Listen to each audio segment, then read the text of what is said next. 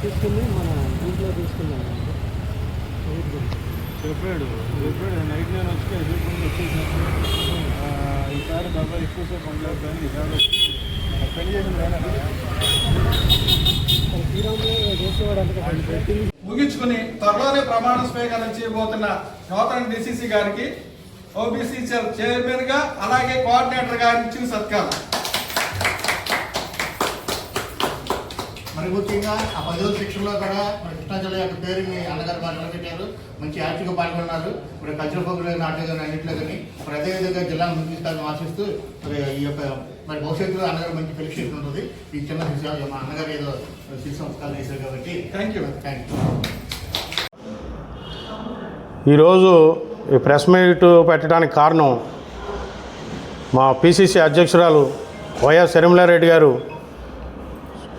మహాత్మా గాంధీ గ్రామీణ ఉపాధి పథకం మీద మహాత్మా గాంధీ పేరు ఎప్పుడైతే రద్దు చేశారో అప్పటి నుంచి కూడా మా షర్మిలమ్మ స్టేట్ మొత్తం తిరగటం ఒక ఎత్తు అయితే మా అవనగడ్డ గుడివాడ మన కృష్ణా జిల్లా అవనగడ్డ నియోజకవర్గం గుడివాడ నియోజకవర్గంలో రేపు ఉదయం 10 గంటలకు గుడివాడ సాయంత్రం అవనగడ్డ 4 గంటలకు పెట్టడం జరిగింది. ముందుగా గుడివాడ రచ్చబండ కార్యక్రమం, అలాగే సాయంత్రం 4 అవనగడ్డ పబ్లిక్ మీటింగ్ పెట్టడం జరిగింది రాజీవ్ గాంధీ సెంటర్లో. అవనగడ్డ మెయిన్ సెంటర్ ఏదైతే ఉందో ఆ సెంటర్లో రాజశేఖర రెడ్డి గారికి పూలమాలలు వేసి అలాగే రాజీవ్ గాంధీ గారికి పూలమాలలు వేసి కార్యక్రమం చేయడానికి మేము పూనుకోవడం జరిగింది. అలాగే భారీ ఎత్తున పిసిసి నాయకులు కానీ జిల్లా నాయకులే కానీ అలాగే కోఆర్డినేటర్లు 7 మంది ఉన్నాం మన జిల్లాలో, కృష్ణా జిల్లాలో. ఆ 7 మంది అందరం కలిపి ఈ కార్యక్రమం చేయడం జరుగుతుంది. అలాగే భారీ ఎత్తున ఎవరి నియోజకవర్గం వారు వాళ్ళ నాయకుల్ని తీసుకురావాల్సిందిగా కోరటం అవుతుంది. దీనిలో భాగంగా మా ఓబీసీ సెల్ చైర్మన్ అలాగే మా మిత్రులు పవన్ ధీర్ మచిలీపట్నం వాళ్ళు కూడా వాళ్ళ తోచిన సహాయం నాకు చేయడం జరుగుతుంది. అలాగే భారీ ఎత్తున తమ్ముడు పవన్ ధీర్ అలాగే ఓబీసీ చైర్మన్ సొంటి నాగరాజు గారు వారు చేసే దీంట్లో వాళ్ళ కార్యకర్తలను కానీ భారీ ఎత్తున ఆయన కూడా రావడం జరుగుతుంది. నాకు చాలా సంతోషం అన్న. మేము కూడా మా వంతుగా పిసిసి నాయకులను కానీ జిల్లా నాయకులను కానీ మా నియోజకవర్గ నాయకులను కానీ తీసుకొస్తున్నాం. భారీ ఎత్తున చేద్దాం మన జిల్లా మీటింగ్ కాబట్టి ఈ 2 కార్యక్రమాలు గుడివాడ అవనగడ్డ భారీ ఎత్తున చేయాలని చెప్పి మేము పూనుకోవడం జరిగింది. చాలా సంతోషం వేసింది నాకు. నా మిత్రులు కుమారే కానీ చౌదరి గారు చంద్రశేఖర్ గారు అలాగే శంకరన్న మా మిత్రులు అందరం కలిపి ఈ కార్యక్రమం భారీ ఎత్తున చేయదలిచాం. ఫస్ట్ మా అవనగడ్డ మా రాజశేఖర రెడ్డి అన్న కూతురు మా నియోజకవర్గం ఫస్ట్ రావడం జరుగుతుంది. భారీ ఎత్తున చేయాలనుకున్నాం.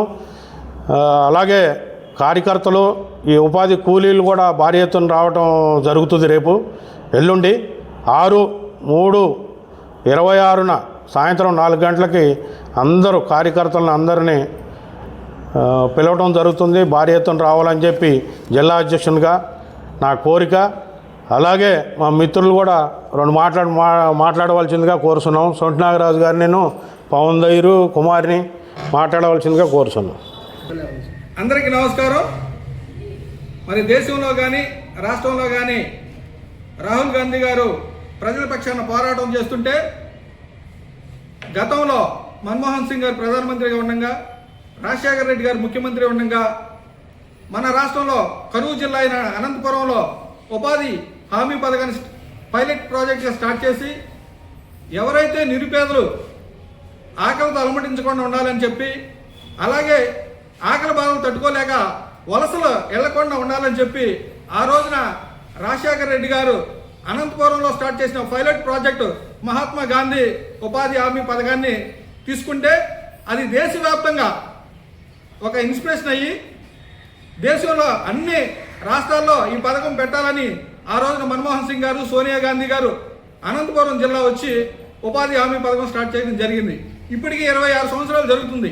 కానీ ఈ నరేంద్ర మోడీ గారు గాంధీ గారి పేరుని నిర్వీర్యం చేసే విధంగా మహాత్మా గాంధీ అనే ఉంది కాబట్టి ఈ పథకాన్ని నిర్వీర్యం చేయాలనే ఉద్దేశంతో దురుద్దేశంతో ఆ పేరును తొలగించే ప్రయత్నం చేస్తూ ఆ పేరును మార్చారు.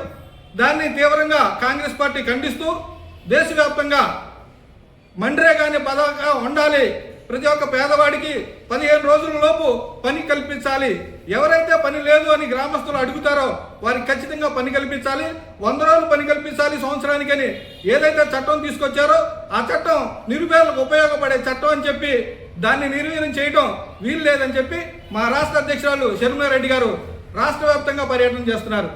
దానిలో భాగంగా ఈ రోజున 6వ తారీఖున కృష్ణా జిల్లా వస్తున్నారు. పెనంలూరు మీదుగా కంకిపాడు మీదుగా గుడివాడ వచ్చి గుడివాడలో రచ్చబండ కార్యక్రమం చూసుకుని అలా పెడల మీదుగా మచిలీపట్నం మీదుగా మళ్ళీ అవినిగడ్డ నియోజకవర్గం మా జిల్లా అధ్యక్షుడు నాయకత్వం వహించే కోఆర్డినేటర్ నాయకత్వం వహించే నియోజకవర్గంలో బహిరంగ సభ జరుగుతుంది.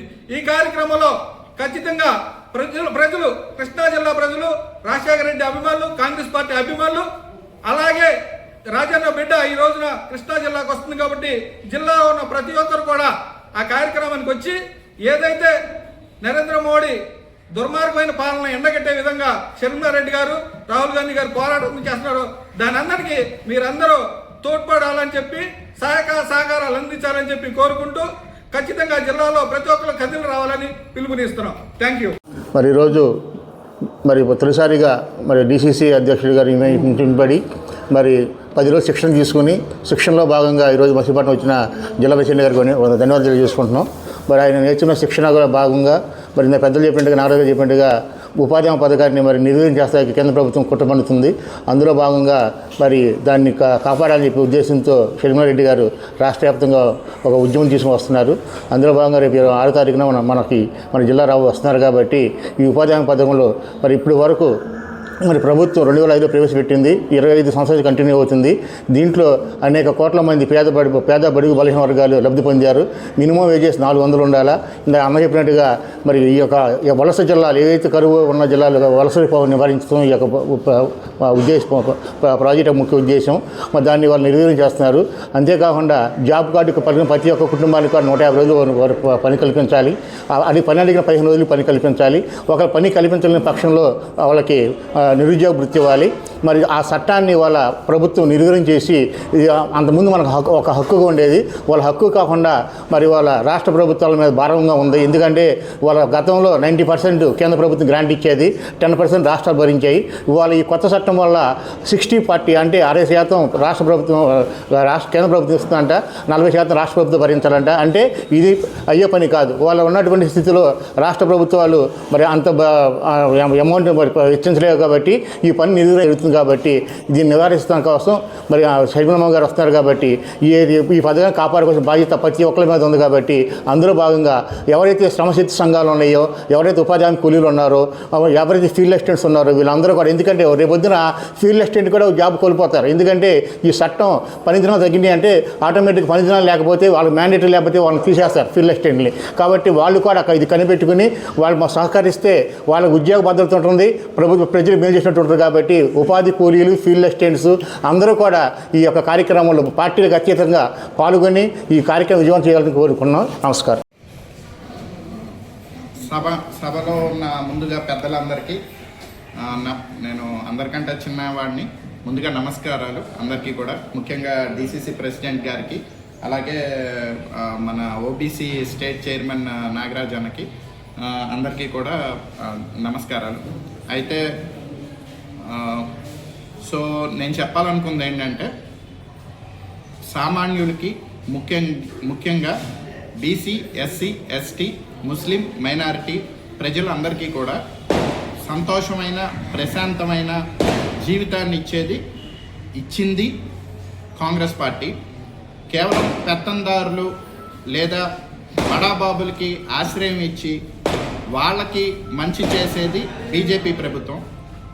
ఇది మనకి చరిత్ర చూసుకుంటే చాలా స్పష్టంగా ఉంది, రికార్డెడ్గా. అలాగే ఇప్పుడు దాన్ని ఇంకొక మెట్టు పైకి తీసుకెళ్లేటట్టు బీజేపీ దేశ నాయకత్వం ఏదైతే ఈ MGNRGSలో మార్పులు చేసిందో ఇది కేవలం క్లియర్ కట్గా పెత్తందారుల కోసమే చేసిన ఒక పాలసీ లాగా మనకు కనపడుతుంది. సో మేము మచిలీపట్నంలో నేను కోరుకునేది ఏంటంటే, ఇదేదో మేము ఇక్కడ ఉన్న సభ మీద ఉన్న 5గురితోనో 10 మందితోనో ఈ పోరాటం లేదా ఈ పోరాటం అనేది, ఈ కొట్లాట అనేది అవ్వదు. మా అందరికీ కూడా, మా కాంగ్రెస్ పార్టీకి మీరు ముఖ్యంగా మచిలీపట్నంలో ఉన్న యువత, మార్పు కోరుకుంటున్న యువత ఎవరైతే ఇప్పుడు ఎగ్జిస్టింగ్ పొలిటికల్ పార్టీస్ ఉన్నాయో ఆ పార్టీస్తో దీంట్లో మొహాట్వైన్ లేదు. ఏదైతే వైసీపీ ప్రభుత్వం, ఏదైతే టీడీపీ ప్రభుత్వం, టీడీపీ, జనసేన అండ్ బీజేపీ ప్రభుత్వం, అలాగే ఇంకా మిగిలిన ఇతర పార్టీలతో ఏదైతే మీరు సాటిస్ఫై అవ్వని పాయింట్స్ ఏవైతే ఉన్నాయో, యువత, మహిళలు, అలాగే మిగిలిన సామాన్యులు ఎవరైతే ఉన్నారో వాళ్ళందరికీ కూడా మేము ఒక ప్రత్యామ్నాయం అయ్యి, మేము ఒక ఆల్టర్నేటివ్ పార్టీగా ఎదగటానికి ఒక తొలి అడుగు ఇవాళ నా తరపున నేను వేయటానికి సిద్ధమయ్యి నేను కాంగ్రెస్ పార్టీతో జాయిన్ అయ్యి కంటిన్యూ అవుతున్నాను. సో నా పాయింట్ ఏంటంటే, మీరందరూ కూడా మా అధినేత వైఎస్ షర్మిలారెడ్డి గారు రేపు 6వ తారీఖున మన కృష్ణా జిల్లా పర్యటనలో భాగంగా మీరందరూ కూడా ఆవిడ వచ్చిన దాన్ని ఈ మా ఫైట్కి కోఆపరేట్ చేసి సపోర్ట్ చేస్తే మేము మరింత బాగా మీకోసం ఏదైతే నేను ముందు చెప్పినట్టు సామాన్య ప్రజలు ఎవరైతే ఉన్నారో, పేద ప్రజలు ఎవరైతే ఉన్నారో వాళ్ళ తరపున మేము నిలబడి మేము ఖచ్చితంగా ఈ పెత్తందారీ వ్యవస్థకి వ్యతిరేకంగా మేము ఫైట్ చేస్తామని చెప్పి ఈ సందర్భంగా నేను మాటిస్తున్నాను. అలాగే నా తరపున నేను ఒక అడుగు ముందుకేసానని అయితే చెప్తున్నాను. నాతో నడిచి రావాలనుకుంటున్న వాళ్ళు, మా కాంగ్రెస్ ఫ్యామిలీలో జాయిన్ అవ్వాలనుకుంటున్న వాళ్ళు ఎటువంటి సందేహాలు లేకుండా ఏదో పదవి కోసమో లేకపోతే ఫ్యూచర్లో ఏదన్నా డబ్బు కోసం ఇలాంటి ఆశించి అయితే మాతో నడవాలనుకోవద్దు. ప్రజలకి పూర్తిగా ప్రజల తరపున ముందుండి ఈ పెత్తందారీ వ్యవస్థల మీద ఫైట్ చేసి ప్రజలందరికీ, మెజారిటీ ప్రజలకి న్యాయం చేయాలి, సేవ చేయాలి అన్న ఆలోచన ఉన్న వాళ్ళు మాత్రమే మాతో కలిసి నడవండి. సో నా తరపున నేను మీ అందరినీ కూడా పార్టీకి ఇన్వైట్ చేస్తున్నాను. మాకు ఎటువంటి వేరే పార్టీలు ఇంతకుముందు మీకు పరిచయాలు ఉన్నా, మీరు ఉన్నా కూడా మాకు ఎటువంటి అభ్యంతరం లేదు.